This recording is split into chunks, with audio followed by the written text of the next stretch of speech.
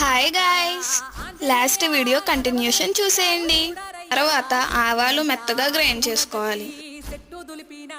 Next ఒక ప్లేట్లో సరిపడా కారం, ఆవపిండి, సరిపడా సాల్ట్, మెంతులు, వెల్లుల్లి వేసి కలుపుకోవాలి.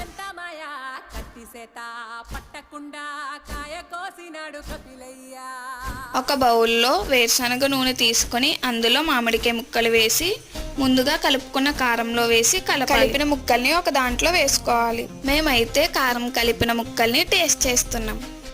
లాస్ట్గా ఆయిల్ వేసి మూత పెట్టేయాలి. థర్డ్ డే పచ్చడి బాగా కలుపుకొని జాడీలో పెట్టుకోవాలి.